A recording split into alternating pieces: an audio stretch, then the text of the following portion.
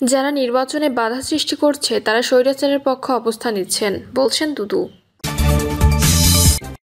হৃদরোগে আক্রান্ত জামায়াত আমিরকে বাইপাস সার্জারির পরামর্শ। বিএনপি কার্যালয়ের ভাড়া চাওয়ায় পিটিয়ে হত্যা, বিএনপির 5 জনকে বহিষ্কার। জানাবো সাপের কামড়ে সাপুড়ের মৃত্যু, সেই সাপকে চিবিয়ে খেলেন আরেক সাপুড়ে। এবং সর্বশেষ জানাবো গাজীপুরে 9 অবৈধ কারখানায় বিদ্যুৎ গ্যাস সংযোগ বিচ্ছিন্ন। শুনছিলেন সংবাদ শিরোনাম, এবারে বিস্তারিত। যারা নির্বাচনে বাধা সৃষ্টি করছে তারা স্বৈরাচারের পক্ষে অবস্থান নিচ্ছেন, বলছেন দুদু। যারা নির্বাচনে বাধা সৃষ্টি করছেন তারা পক্ষান্তরে স্বৈরাচারের পক্ষে অবস্থান নিচ্ছেন বলে মন্তব্য করেছেন বিএনপির ভাইস চেয়ারম্যান শামসুজ্জামান দুদু। নির্বাচন কবে হবে এমন প্রশ্ন রেখে দুদু বলেন, স্বৈরতন্ত্রের পতন তখনই সার্থক হবে যখন গণতন্ত্রের উত্তরণ সম্পন্ন হবে। যদি গণতন্ত্রের উত্তরণ সম্ভব না হয় তাহলে স্বৈরতন্ত্র ফিরে আসার ঝুঁকি থেকে যায়। যারা আজকে বিভিন্ন অজুহাতে গণতন্ত্রের উত্তরণের যে নির্বাচন, সেই নির্বাচনে প্রতিবন্ধকতা সৃষ্টি করেছেন বা বাধা দিচ্ছেন তারা পক্ষান্তরে স্বৈরতন্ত্রের পক্ষে অবস্থান নিচ্ছেন। সরকারের প্রতি বিএনপির অবস্থান স্পষ্ট করে তিনি বলেন, বিএনপি প্রায় 16 বছর ধরে গণতন্ত্রের জন্য সংগ্রাম করছে স্বৈরতন্ত্রের বিরুদ্ধে। যারা আজকে স্বৈরতন্ত্রের পতনে বিএনপির ভূমিকাকে খাটো করে দেখছেন তাদের বলবো, বিএনপি যখন আন্দোলন শুরু করেছিল যাদের বয়স এখন 26 থেকে 28 তারা তখন শিশু ছিল। হিসাব করলে দেখা যাবে তাদের ভাত মা খাইয়ে দিতেন, কিন্তু তারা যখন ইতিহাসে গুরুত্বপূর্ণ অধ্যায়কে অস্বীকার করছে তখন বোঝা যায় তারা অহংকারে ভুগছে। প্রধান উপদেষ্টার উদ্দেশ্যে তিনি বলেন, আপনি প্রতিটি মন্ত্রণালয়ের ছাত্রদের একজন করে প্রতিনিধি রেখেছেন। স্বরাষ্ট্র মন্ত্রণালয়ের একজন ছেলে পুলিশ নিয়ে গুলশানের একটি বাড়ি থেকে 50 লাখের 10 লাখ টাকা নিয়ে এসেছে। যখন আরও 40 লাখ আনতে গিয়েছিল তখন ধরা পড়ে। স্বরাষ্ট্র মন্ত্রণালয় পুলিশকে ব্যবহার করে চাঁদাবাজি হচ্ছে, এটা আপনি জানেন। আপনি ছাত্রদের মুরব্বি বানিয়েছেন, কর্তৃত্ব দিয়েছেন, ফলে শিক্ষা ব্যবস্থা ধ্বংস হয়েছে। এর কিছুটা দায় আপনারও দেওয়া উচিত। ছাত্রদলের সাবেক সভাপতি বলেন, আমরা আপনার সমালোচনা করি যেন আপনি একটি ভালো নির্বাচন দিয়ে বাংলাদেশের গণতন্ত্রের উত্তরণের সহায়তা করেন, না হলে অনেক জটিলতা তৈরি হতে পারে। তাই যে কোনোভাবে যে কোনো উপায়ে ডিসেম্বর থেকে ফেব্রুয়ারির মধ্যে নির্বাচন সম্পন্ন করতে হবে। চাঁদাবাজদের উদ্দেশ্যে সাবেক এই সংসদ সদস্য বলেন, যারা চাঁদাবাজি করছেন, দল গঠন করছেন এবং বিএনপি বিরুদ্ধে মিথ্যা কথা বলেছেন তাদের বলবো, এখন সময় না, আরও সময় আছে। আপনারা যদি নিজেদের পরিণতি নিয়ে না ভাবেন তাহলে ভুল করবেন। এখন যারা আপনাদের ব্যবহার করছেন উপদেষ্টা মণ্ডলের সদস্য ক্ষমতাবানরা, তারা সেই সময় আপনাদের পাশে থাকবে না, এটাই বাস্তবতা। হৃদরোগে আক্রান্ত জামায়াতের আমিরকে বাইপাস সার্জারির পরামর্শ। বাংলাদেশ জামায়াত ইসলামীর আমির ডক্টর শফিকুর রহমান সম্প্রতি সমাবেশে অসুস্থ হয়ে হাসপাতালে চিকিৎসা গ্রহণ করেন। পরে তার ফলো আপ চিকিৎসার অংশ হিসেবে গতকাল রাজধানীর একটি বেসরকারি হাসপাতালে এনজিওগ্রাম করা হয়। চিকিৎসকরা তার হার্টে 3টি প্রধান রক্তনালীতে ব্লক ধরা পড়ার কথা জানিয়েছে। বিশেষজ্ঞদের মতে তার এ অবস্থায় বাইপাস সার্জারি করানোর সবচেয়ে যুক্তিযুক্ত সিদ্ধান্ত হতে পারে। তবে বিকল্প চিকিৎসা হিসেবে রিং পরানোর ব্যবস্থার কথাও বিবেচনা করা হচ্ছে। তবে এ পর্যন্ত বাইপাস সার্জারি নাকি রিং পরানো হবে কিংবা দেশে চিকিৎসা নেবেন নাকি বিদেশে যাবেন, এসব বিষয়ে চূড়ান্ত কোনো সিদ্ধান্ত হয়নি। দলের পক্ষ থেকে শিগগির বিস্তারিত জানানো হবে। জামায়াত আমির দেশে চিকিৎসা নেওয়ার পক্ষে জোরালো অবস্থান নিয়েছেন। মনোবলের কারণে তিনি বিভিন্ন কর্মসূচিতেও অংশ নিচ্ছেন। এমনকি গতকাল প্রধান উপদেষ্টার সঙ্গে জাতিসংঘের ফ্যাক্ট ফাইন্ডিং কমিটির সভায়ও যোগ দিয়ে বক্তব্য দেন। গত 19 জুলাই জাতীয় সমাবেশে হঠাৎ শারীরিকভাবে অসুস্থ হয়ে পড়লে জামায়াত আমিরকে রাজধানীর একটি বেসরকারি হাসপাতালে ভর্তি করা হয়। পরে হাসপাতাল ত্যাগ করলেও ফলো আপ থাকেন। এনজিওগ্রাম ও অন্যান্য পরীক্ষা নিরীক্ষার মাধ্যমে তার হার্টে গুরুতর ব্লক ধরা পড়ে। আমিরের সুস্থতা কামনায় জামায়াত ইসলামের বিভিন্ন পর্যায়ে দোয়া মাহফিল অনুষ্ঠিত হয়েছে।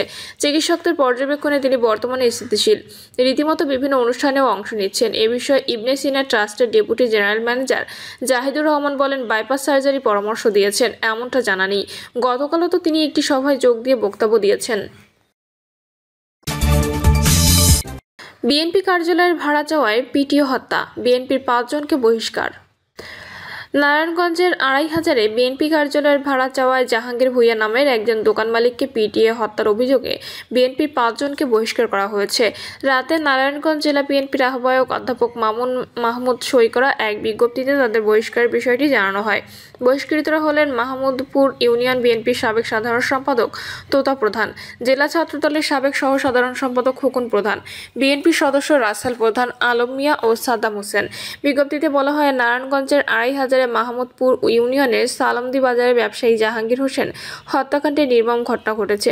এই ঘটনার পরিপ্রেক্ষিতে নির্দেশিত হয়ে আপনাদের দলের প্রাথমিক সদস্য পদসহ সব পদ থেকে বহিষ্কার করা হয়েছে। এ বিষয়ে জেলা বিএনপির আহ্বায়ক অধ্যাপক মামুন মাহমুদ বলেন, তাদের বিএনপির প্রাথমিক সদস্য পদসহ সব পদ থেকে বহিষ্কার করা হয়েছে। সেই সঙ্গে তাদেরকে আইনের আওতায় আনতে পুলিশ প্রশাসনের প্রতি আহ্বান করা হয়েছে।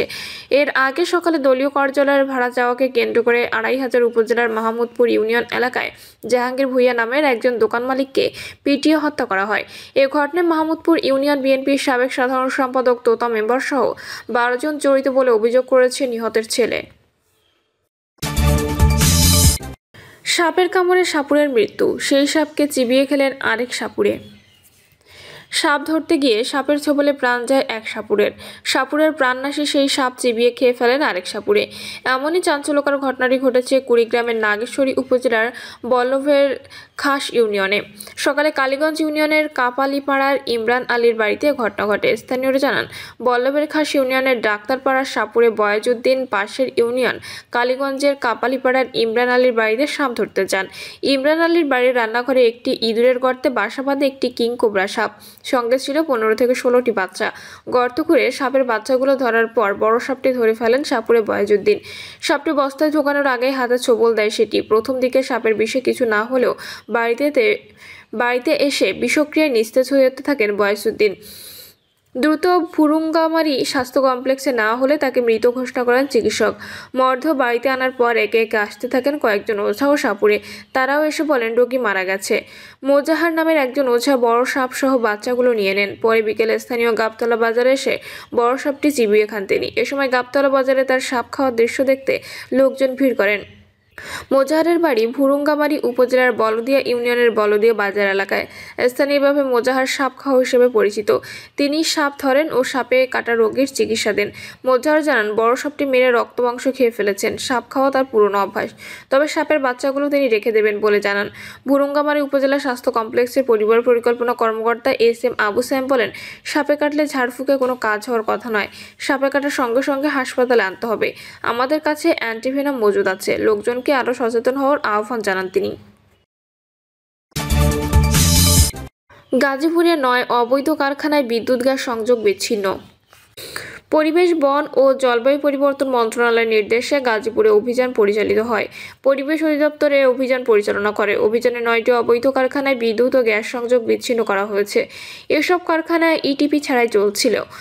কেউ ইটিপি থাকলেও তা চালু রাখেনি, ফলে তারা নদী ও খাল দূষণ করছিল। অভিযান পরিচালনা করেন পরিবেশ অধিদপ্তরের নির্বাহী ম্যাজিস্ট্রেট আব্দুল্লাহ আল মামুন। এ সময় অভিযানে সহায়তা দিতে উপস্থিত ছিলেন পরিবেশ অধিদপ্তরের সহকারী পরিচালক মিজানুর রহমান, রিসার্চ অফিসার মকবুল হোসেন এবং পরিদর্শক সঞ্জিত বিশ্বাস। এছাড়াও ডেস্কো পূর্ব বিদ্যুৎ বিভাগ, গাজীপুর পল্লী বিদ্যুৎ বিভাগ, তিতাস গ্যাস কোম্পানি অভিযানে সার্বিক সহযোগিতা করেন। পরিবেশ অধিদপ্তর জানিয়েছে, পরিবেশ রক্ষায় সরকার জিরো টলারেন্স নীতি গ্রহণ করেছে। এ ধরনের অবৈধ কারখানার বিরুদ্ধে নিয়মিত অভিযান চলবে। প্রিয় দর্শক, এই ছিল এখনকার সর্বশেষ সংবাদ। আপডেট সব সংবাদ পেতে চ্যানেলটি সাবস্ক্রাইব করে বেল আইকনটি ক্লিক করে রাখুন।